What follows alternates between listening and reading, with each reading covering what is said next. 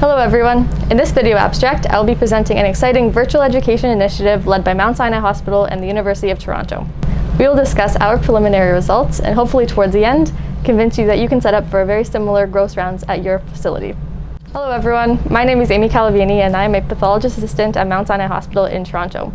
This project, titled DIY Virtual Pathology Gross Rounds, a COVID-19 teaching initiative pilot, was collaborated on by myself, Brian Chow, and Dr. Carlo Hojilla. In mid to late March, most of the country was on lockdown due to the COVID-19 pandemic.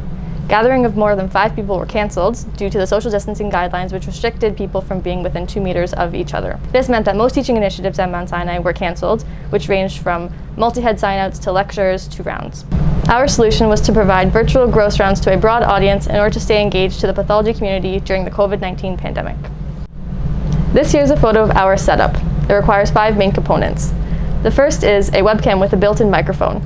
This is secured over our grossing stage by a horizontal arm. A presenter is required to hold the specimen and present it to the camera in order for participants to view the specimen. A socially distanced producer hosts the Zoom conference and facilitates interactions between the participants and the presenter.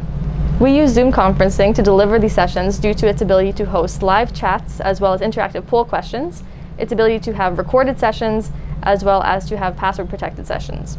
Here are some screenshot examples of our interactive poll questions during our sessions. We typically present between 3 and 5 questions per specimen during these rounds. The other photo is a screenshot of our chat transcript during these sessions, which shows a healthy and lively interaction between all participants.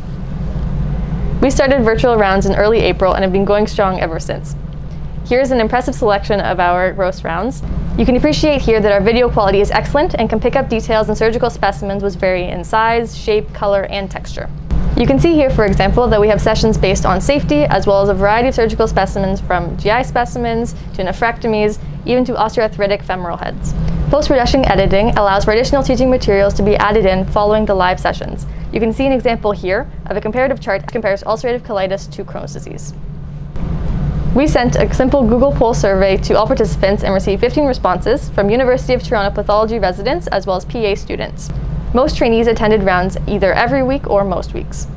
Participants agreed that the complexity of surgical specimens discussed was appropriate, that the interactive poll questions were useful, and that approximately 25 to 50% of the gross rounds was spent on interactive component. The goal of this exercise was to provide a DIY instructional tutorial of how to provide high-quality, interactive gross pathology sessions during a time when in-person learning is limited. Our virtual initiative will be part of a larger strategy at the University of Toronto in hopes of reaching a more broad audience with a passion for pathology education.